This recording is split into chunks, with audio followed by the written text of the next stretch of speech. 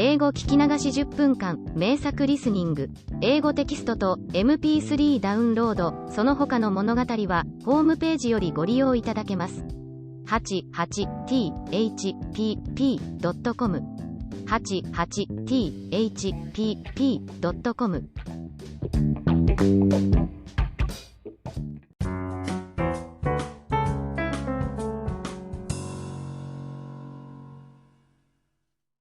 The Happy Prince.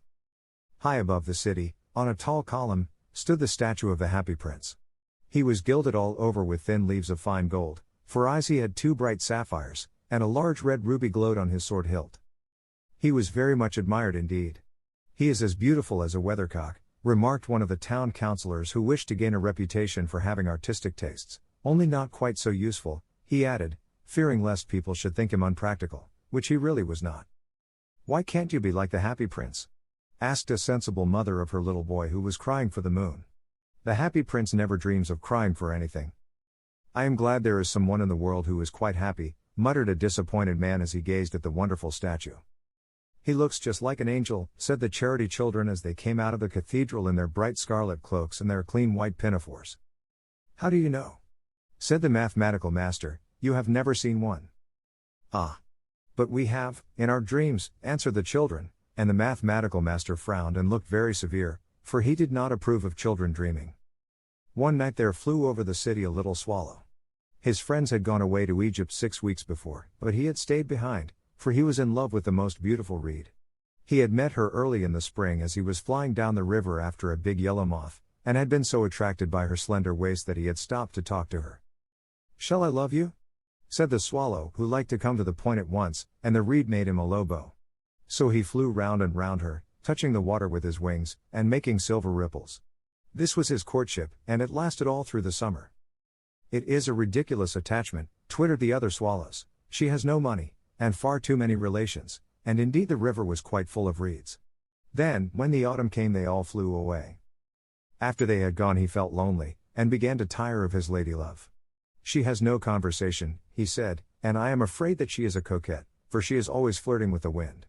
And certainly, whenever the wind blew, he made the most graceful curtsies. I admit that she is domestic," he continued, "but I love traveling, and my wife, consequently, should love traveling also. Will you come away with me?" he said finally to her, but the reed shook her head, she was so attached to her home. "You have been trifling with me," he cried. "I am off to the pyramids. Goodbye." And he flew away. All day long he flew, and at night time he arrived at the city. "Where shall I put up?"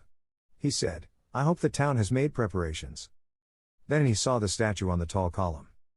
"I will put up there," he cried. "It is a fine position, with plenty of fresh air." So he alighted just between the feet of the Happy Prince. "I have a golden bedroom," he said softly to himself as he looked round, and he prepared to go to sleep, but just as he was putting his head under his wing a large drop of water fell on him. "What a curious thing!" he cried. "There is not a single cloud in the sky, the stars are quite clear and bright, and yet it is raining. The climate in the north of Europe is really dreadful." The reed used to like the rain, but that was merely her selfishness. Then another drop fell. "What is the use of a statue if it cannot keep the rain off?" he said. "I must look for a good chimney pot," and he determined to fly away. But before he had opened his wings, a third drop fell, and he looked up, and saw, what did he see? The eyes of the Happy Prince were filled with tears, and tears were running down his golden cheeks. His face was so beautiful in the moonlight that the little swallow was filled with pity. "Who are you?" he said. "I am the Happy Prince." "Why are you weeping then?" asked the swallow. "You have quite drenched me." "When I was alive and had a human heart," answered the statue, "I did not know what tears were, for I lived in the palace of Sanssouci, where sorrow is not allowed to enter. In the daytime I played with my companions in the garden, and in the evening I led the dance in the great hall. Round the garden ran a very lofty wall, but I never cared to ask what lay beyond it, everything about me was so beautiful. My courtiers called me the Happy Prince, and happy indeed I was, if pleasure be happiness. So I lived, and so I died. And now that I am dead they have set me up here so high that I can see all the ugliness and all the misery of my city, and though my heart is made of lead yet I cannot choose but weep." "What? Is he not solid gold?" said the swallow to himself. He was too polite to make any personal remarks out loud. Far away, continued the statue in a low musical voice, far away in a little street there is a poor house. One of the windows is open, and through it I can see a woman seated at a table. Her face is thin and worn, and she has coarse, red hands, all pricked by the needle, for she is a seamstress. She is embroidering passion flowers on a satin gown for the loveliest of the Queen's maids of honor to wear at the next court ball. In a bed in the corner of the room her little boy is lying ill. He has a fever and is asking for oranges. His mother has nothing to give him but river water, so he is crying. Swallow, swallow, little swallow, will you not bring her the ruby out of my sword hilt? My feet are fastened to this pedestal and I cannot move. I am waited for in Egypt, said the swallow. My friends are flying up and down the Nile, and talking to the large lotus flowers. Soon they will go to sleep in the tomb of the great king. The king is there himself in his painted coffin. He is wrapped in yellow linen, and embalmed with spices. Round his neck is a chain of pale green jade, and his hands are like withered leaves. Swallow, swallow, little swallow, said the prince, will you not stay with me for one night, and be my messenger? The boy is so thirsty, and the mother so sad. I don't think I like boys, answered the swallow. Last summer, when I was staying on the river, there were 2 rude boys, the miller's sons, who were always throwing stones at me. They never hit me, of course, we swallows fly far too well for that, and besides, I come of a family famous for its agility, but still, it was a mark of disrespect. But the happy prince looked so sad that the little swallow was sorry. It is very cold here, he said, but I will stay with you for one night and be your messenger. Thank you, little swallow, said the prince. So the swallow picked out the great ruby from the prince's sword, and flew away with it in his beak over the roofs of the town. He passed by the cathedral tower, where the white marble angels were sculptured. He passed by the palace and heard the sound of dancing. A beautiful girl came out on the balcony with her lover. How wonderful the stars are, he said to her, and how wonderful is the power of love. I hope my dress will be ready in time for the state ball, she answered. I have ordered passion flowers to be embroidered on it, but the seamstresses are so lazy. He passed over the river, and saw the lanterns hanging to the masts of the ships. He passed over the ghetto, and saw the old Jews bargaining with each other, and weighing out money in copper scales. At last he came to the poor house and looked in. The boy was tossing feverishly on his bed, and the mother had fallen asleep, she was so tired. In he hopped, and laid the great ruby on the table beside the woman's thimble. Then he flew gently round the bed, fanning the boy's forehead with his wings. How cool I feel, said the boy, I must be getting better, and he sank into a delicious slumber. Then the swallow flew back to the happy prince, and told him what he had done. It is curious, he remarked, but I feel quite warm now, although it is so cold. That is because you have done a good action, said the prince. And the little swallow began to think, and then he fell asleep. Thinking always made him sleepy. When day broke he flew down to the river and had a bath. What a remarkable phenomenon, said the professor of ornithology as he was passing over the bridge. A swallow in winter. And he wrote a long letter about it to the local newspaper.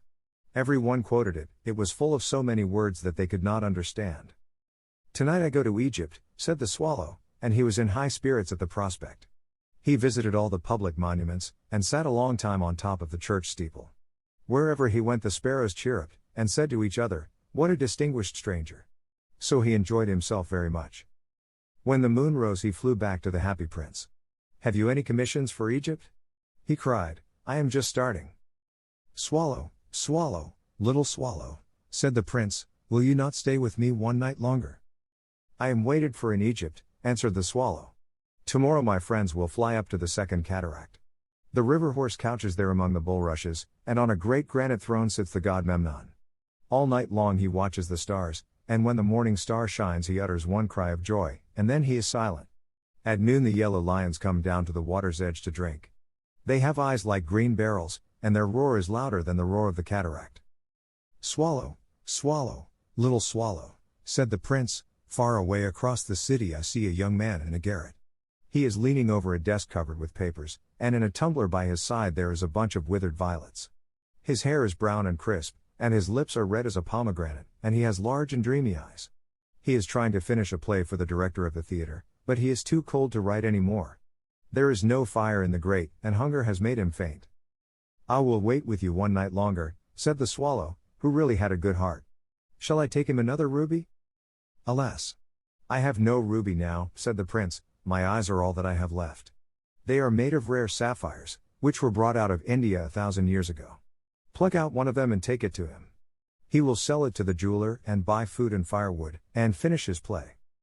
Dear Prince, said the swallow, I cannot do that, and he began to weep.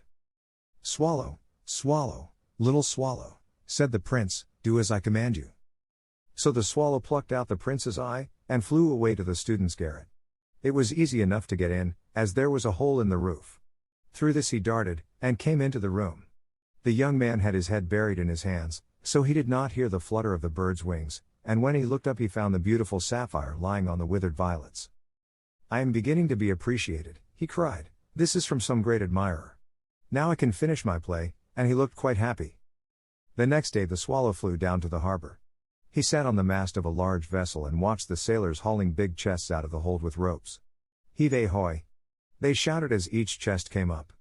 I am going to Egypt, cried the swallow, but nobody minded, and when the moon rose he flew back to the happy prince. I am come to bid you goodbye, he cried. Swallow, swallow, little swallow, said the prince, will you not stay with me one night longer?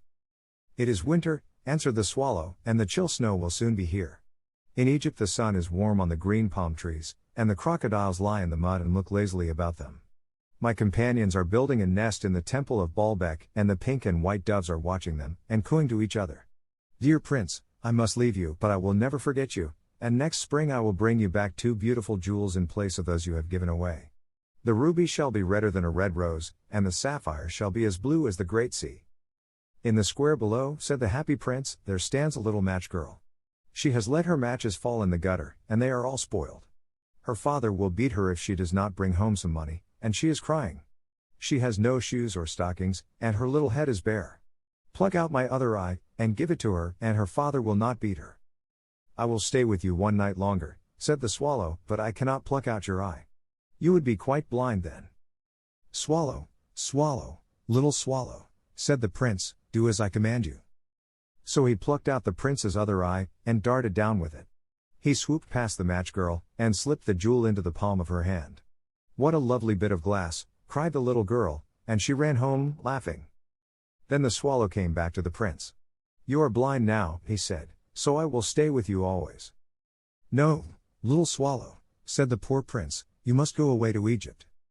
I will stay with you always, said the swallow, and he slept at the prince's feet. All the next day he sat on the prince's shoulder, and told him stories of what he had seen in strange lands.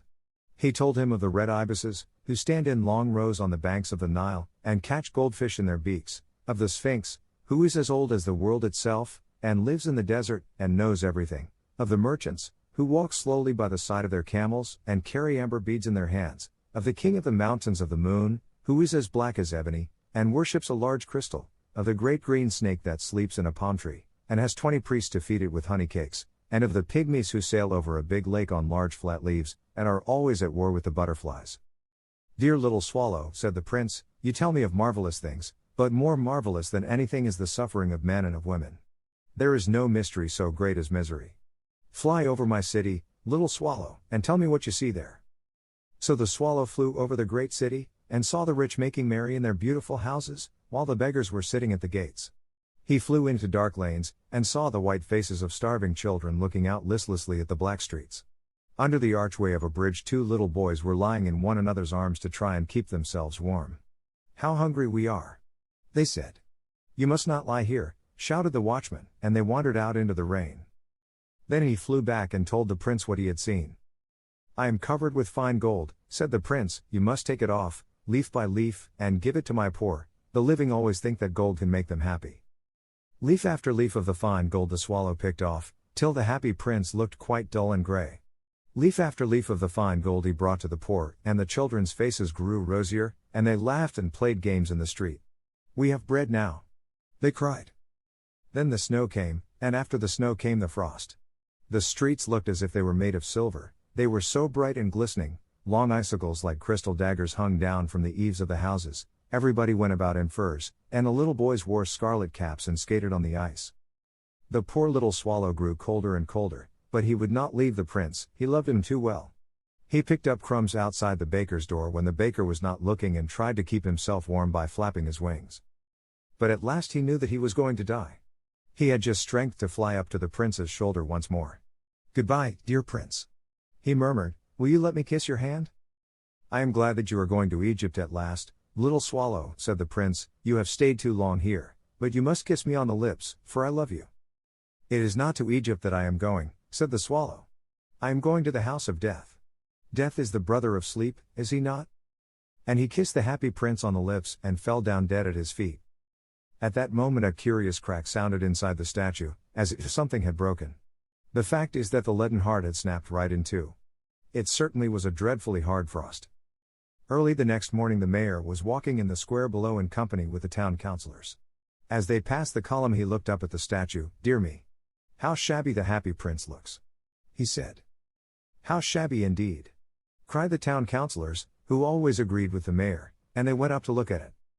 The ruby has fallen out of his sword, his eyes are gone, and he's golden no longer, said the mayor. In fact, he is little better than a beggar. Little better than a beggar, said the town councillors. And here is actually a dead bird at his feet, continued the mayor. We must really issue a proclamation that birds are not to be allowed to die here. And the town clerk made a note of the suggestion. So they pulled down the statue of the happy prince. As he is no longer beautiful, he is no longer useful, said the art professor at the university. Then they melted the statue in a furnace, and the mayor held a meeting of the corporation to decide what was to be done with the metal.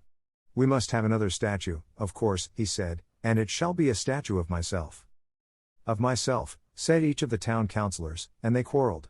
When I last heard of them they were quarreling still.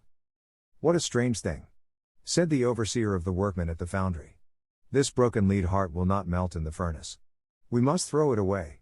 So they threw it on a dust heap where the dead swallow was also lying. Bring me the two most precious things in the city, said God to one of his angels, and the angel brought him the leaden heart and the dead bird. You have rightly chosen, said God, for in my garden of paradise this little bird shall sing forevermore, and in my city of gold the happy prince shall praise me.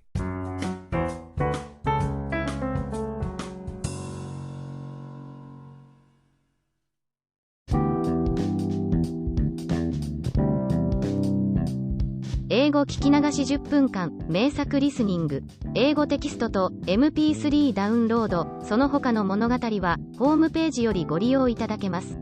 88thpp.com 88thpp.com